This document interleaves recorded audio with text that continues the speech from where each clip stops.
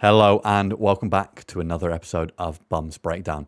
Today we're going to go over the FC Tulsa game coming up this weekend. Again, this one will be going out after the Albion game, so we'll see how that goes. But as always, joined by Dylan. Dylan, how are we feeling going into the Tulsa game? And then after that, we'll touch on the Phoenix game a little bit. Feeling okay. I there was some positives to take away from the Phoenix game. There was some negatives to take away from the Phoenix game.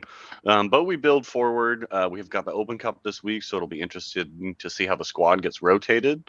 But I'm cautiously optimistic about the Tulsa game, and I'm excited to be back at home. Starting on the Phoenix game, I know there was a few negatives to with that game. We'll touch on them first, and then we'll try and we'll keep the rest of this fairly positive. For me, it's never easy to see your team go 2-0 down, and I know both us watching at the watch party over the weekend, the general consensus was a bit disappointing come the end. But I mean, the fact that we came down from 2-0 to kind of spoil their home opener and their first game in a new stadium was good to see. The kind of fight back from our team, but sticking on the negatives, kind of what are your thoughts as far as what we didn't do too well in that game? I thought Phoenix pressed us really well, and then they also played out through our press very well. They passed really bravely and tight, tightly through. I don't think we pressed that badly, but they managed to play through us. So we need to make sure that that doesn't happen because they had the run of things for a good 60, 70 minutes there. And that's the thing. Obviously, we know we obviously beat Phoenix 3-0 the first game. I think partly that we didn't give them enough credit, possibly over the past weekend, as far as how well they played. Again, Phoenix is still a fairly surprising team as far as how they come out each game. I think after the game this past weekend, they are going to be definitely up there in the Western Conference this year. But then, like you mentioned there too, the kind of the front two pressing didn't work great, and I think we'll touch on that as far as that we look much better with the front three, definitely. But yeah, like I said, once they kind of nullified our press, they were kind of able to dominate the game, and their midfield became very open. Especially, I know their second goal came from a long ball over the top and kind of caught up Bodley there. But as far as I think Bodley, again, going forward, he's looked great. And I know we touched on a little bit before the podcast as well, or before the show here, that Bodley seems to be the guy preferred at wing back over Elijah. Not saying that Elijah is not great as a wing back, but I know it's tough with the injuries and kind of the squad right now that maybe Elijah's kind of forced to play at centre back because of how good he can play there. It's never a bad thing to have kind of Bodley there as well. Moving on to kind of positives though, anything else positive we can take out the Phoenix game? Yeah, I think a couple of things, and this is going to sound like a negative, but I promise I'm building into a positive here. I think both of the goals that we conceded, both of Phoenix's goals will be goals that we can be reasonably frustrated at having conceded. And why I say that's a positive is because I don't think they were big like structural errors. I think it was individual mistakes, really. And I'm not going to dive into that because again, this is positive, but I'm just trying to say I think that's easier to clean up than like big structural errors in a team. So that's one thing. But two, the biggest thing, I thought that the team changed the game really well with Nate in particular with his substitutions and tactical changes. Really turned the tide of the game, bringing on Conway and Camden Riley, and he made a couple tweaks in midfield there to kind of change the line of engagement with our pressure and to allow our wingbacks to get higher up the field. And it yielded results. We got 2 goals in 8 minutes. So I think that's a real big positive to take away as well as the way for the first time this season, I think our game management was really well done. We changed the game in a positive way. And I think that kind of speaks about our depth this year as well. And I know probably going back to the Detroit City game where we mentioned about how the manager was very good as far as making changes, coming on and changing the game. I'll be honest, when I saw Camden Riley coming on for Joe Corona, I was a little bit skeptical. But when he came on, I think definitely he changed the game. Camden's kind of come on leaps and bounds this year. I'm looking forward to see how he kind of progresses too. And obviously with the Open Cup game, I think we should see a bit more of Camden as well. But again, I think the attack still needs to be worked on a little bit. Again, we've got plenty of players in those positions now. It's kind of trying to figure out the best kind of front 2, 3, and then how we kind of look in transition as far as kind of trying to dominate the game. Now, I know in the previous Phoenix game, I think they had 70% possession or near close to that. So we'll see how that goes. I think Tulsa will be able to kind of get on the ball a little bit more, although we'll kind of touch on kind of how Tulsa like to play. I want to go over the kind of Open Cup game a little bit, though. I know we're kind of releasing this after it's gone, though. But how do you see the Albion game going, and kind of who are you looking forward to kind of seeing play in the Albion game? I mean, it's hard to say. Like you said, we'll probably be releasing this after the game happens, but it's always fun to see the rotation that happens, both in terms of getting to see some of the players that you don't normally get to see, but also it's interesting to see how that's chosen by the manager. It kind of gives you some insights into the dynamics of the team. But I'm excited to see, like you said, Cam Riley, I thought looked really good against Phoenix. He'll probably get a start. I hope to see Adrian Perez play. I've liked what I've seen from him in his few minutes that he's had, and then I would love to see Jackson play. He's, I thought, been a little hard done by. I thought he looked great in his appearances so far, and then hopefully Duran Free will make his first appearance of the season. But I'm mostly just super excited. The Open Cup is my favorite competition in U.S. soccer, and the early rounds when all the small clubs are getting at it, it's my favorite time of year in the U.S. soccer calendar. Yeah, and I think we've not really seen, we haven't seen any kind of academy players being used so far this season. So hopefully Duran gets a start, and then maybe we see a few more of the other guys too who were signed to those academy contracts in the off season. And again, also, I know more than likely Albion are going to be a very hard team to break down. They're more than likely going to sit back and allow us to kind of have possession most of the game. So I'm looking forward to see how we kind of break down a team that we should be beating and we should be dominating the game. So I know at times this season it's been tough for us to kind of break down that low block, break down teams that defensively very solid. So I'm looking forward to seeing how that kind of plays out on Wednesday night. But moving into Tulsa, so far this season, they've the first game of the season they drew 1-1 with Miami. Second game they lost 3-2 to Birmingham Legion. Third game they beat Luton United 3-0. Then before that, or after, sorry, they drew 0-0 with Pittsburgh. And then this past weekend, they drew 2-2 with El Paso. For me, I've kind of got here that they like to keep possession. Especially in the Pittsburgh game when they drew 0-0, they had 70% possession. And even in the El Paso game, they kind of dominate possession then. As far as things go, as kind of Tulsa go, how do you think they're going to look like this weekend? I think they will probably remain largely unchanged from their last game. I think we'll see them play a 4-2-3-1 most likely. I can't honestly. I've watched a few Tulsa games, but I can't tell you that I'm too familiar with their entire team. But some players that have stood out for me, Fernandez in the midfield, kind of helps to keep things ticking for them. And then their big guy is Rodrigo da Costa in the attack. Marcus Epps has had a nice season for them. So like I said, a pretty straight up 4-2-3-1. I don't think you're going to see too much out of the ordinary from them. They're not the kind of team that's going to hit you with like some wonky tactical shape. They spread the field and they do it well, and they've got some talented players on the ball. And this will be the first time we actually play against a back four, which, again, 4-4-2, 4-2-3-1 always seems to be, or used to always be, the main formation people went to. It's kind of been faded out a little bit.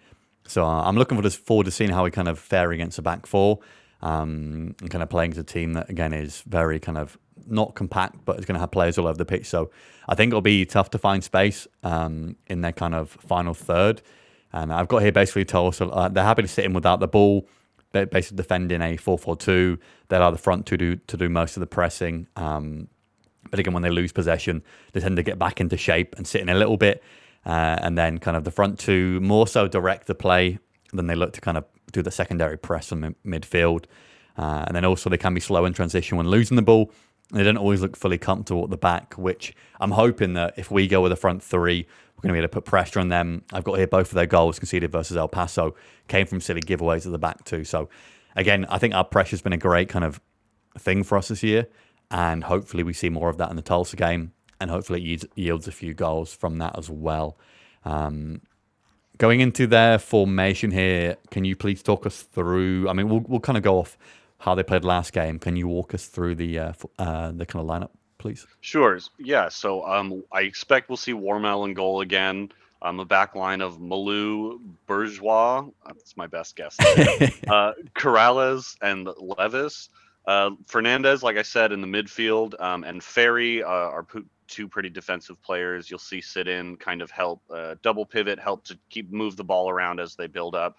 But they're really, I think, the guys that have stood out for me when I watch their team are their front four.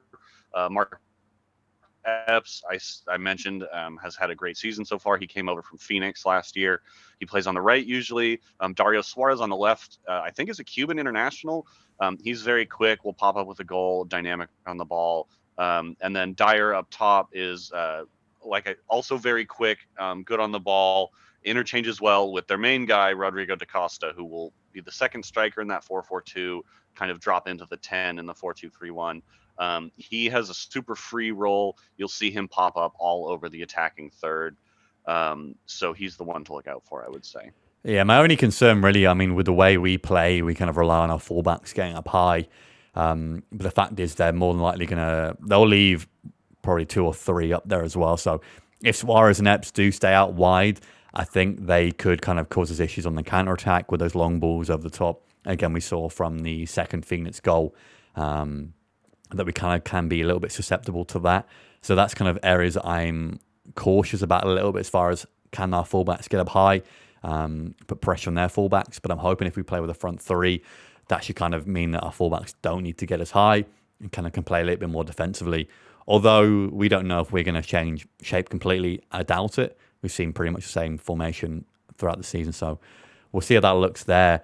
But going into our formation here and our kind of lineup, it's been a tough one. It's been very hard to predict, I think, all year. And we kind of mixed match a few times. Going over the kind of the keeper and back line, how do you think we're going to line up on this weekend? So I expect, like we said, that we might see Duran play in the Open Cup. So I expect we'll see Koke back in goal. The back line is kind of hard to say because there's injuries. I don't know if Elijah is going to be fit. Watching the game back, I'm kind of wondering maybe if it was just a really bad cramp. But he was carried off the field, so like it's hard to say whether or not he's going to be playing. So I think Kyle Adams and Stoneman are nailed on. But I don't know, between Simba and Elijah, kind of who do you go with for that last spot there? It's a tough one. I think if Elijah's fit, it looks like Nate's trusting him back there, and I know we've mentioned Simba a lot. We kind of see the potential in him. And it's very tough to kind of leave a guy like him out, especially after how well he kind of played in that first game.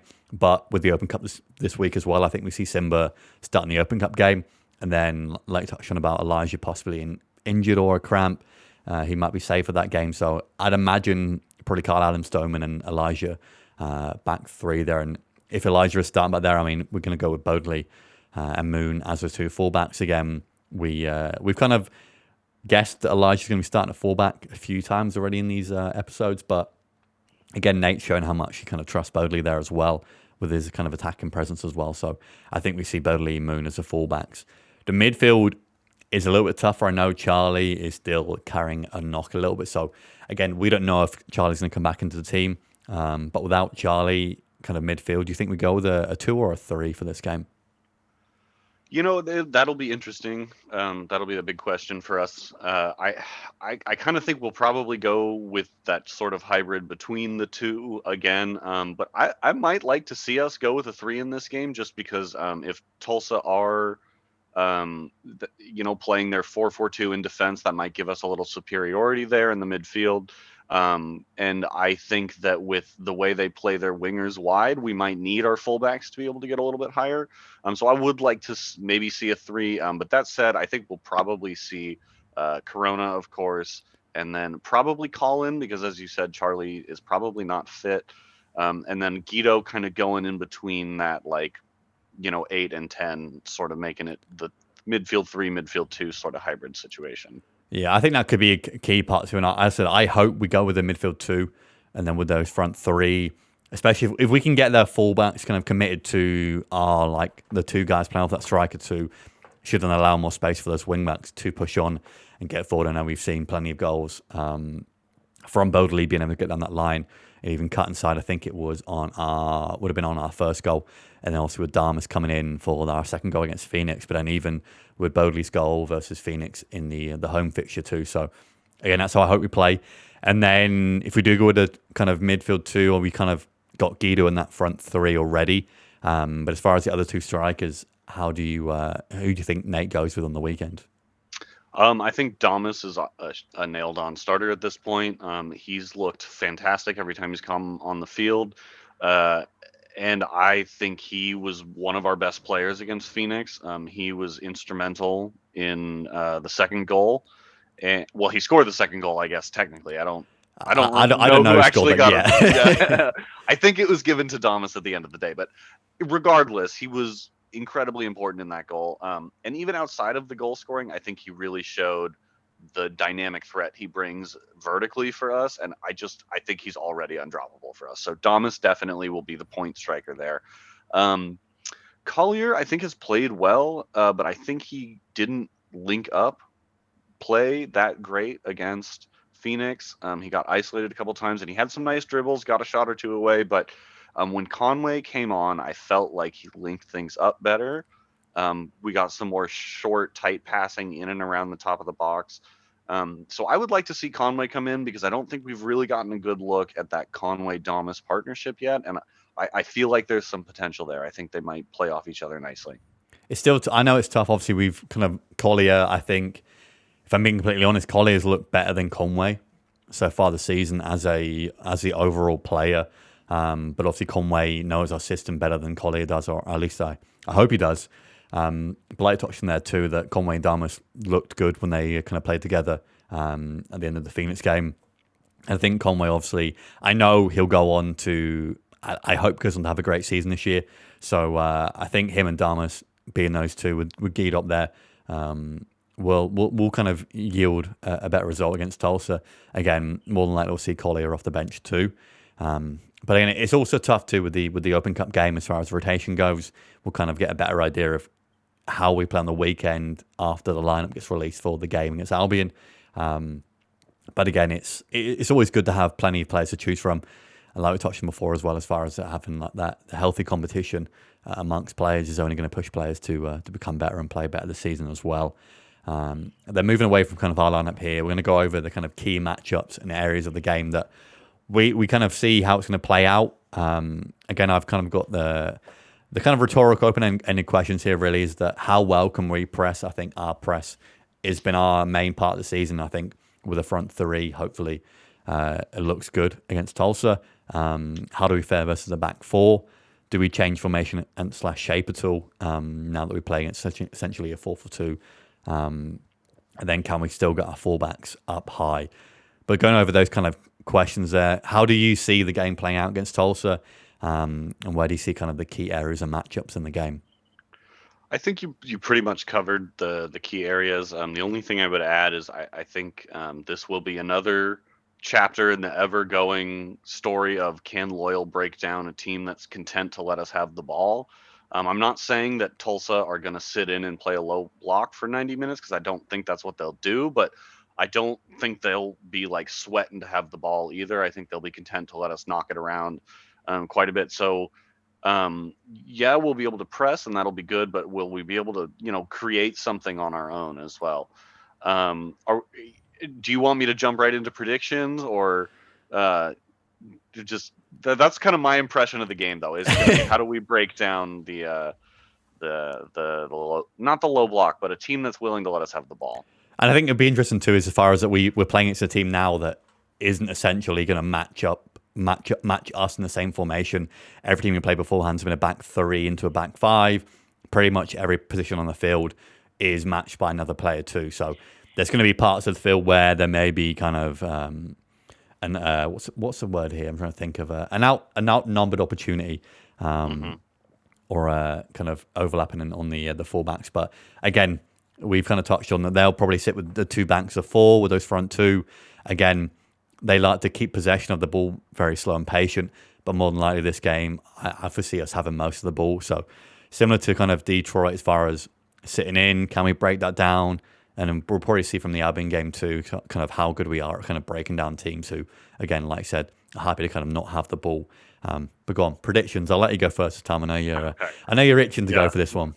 Yeah, sorry about that. I would love to see us keep another clean sheet at home. So I'm going to optimistically go 2-0. I think you've kind of alluded to this, that I think the way this game shapes up, if we're able to press successfully, might suit how we want to play. So I would love to see us, dominate the ball, create chances. So I'm going to go 2-0 and clean sheet. Goals. Who's scoring goals? Adamas, I think, will get on the sheet again with a much more convincing goal this time. And I will say Conway again, because I want him to find that form. And I think I posted a tweet after the Phoenix game, as far as I don't think we've really dominated a game so far this season. I mean, we beat Phoenix 3-0, but I don't even think we dominated that game, if I'm being completely honest. So I'm looking for that first game of the season where I think we are kind of clear and obvious runaway winners. And I'm very much hoping that this is a game we see that. For me, I've gone 3-1. I think I've gone with the other team scoring every single time in my predictions, but I don't feel fully kind of content with the back three right now. And I know going back to the Phoenix game too, there was a chance early on. I think Ortega put the ball wide and he could have easily scored that, but that came from, I think, either Stoneman or someone stepping up when they shouldn't have, and allowed a ball in behind. And I do think Tulsa will get a few chances, but they'll be from counter-attacks, because I think we're going to have to push some guys forward to break them down. But I've gone 3-1 here. I've gone Damas 2 goals, Conway with the other one, and then Epps for them. I just think, partly because Epps is going to be on the right-hand side, Bodley's going to be pushing forward a lot. I do think there'll be opportunities for them to attack down the right-hand side, especially if Bodley does get forward more. And again, I'm still not sold on him defensively, but it'll be interesting to see. I know Elijah started on the right of the back three and Carl on the left. So see how that goes. But yeah, I'm going 3-1. But anything else to add here before we wrap things up? No, I'm excited to get back. Excited to be back at Torero. And that's the thing. It's been, 2-3 weeks now. It feels like forever. But I'm just happy to be watching the games live, and hoping for another home victory. But that thing's there, guys. We will see you next week for another game preview. But thanks for listening or watching, and we'll see you very soon.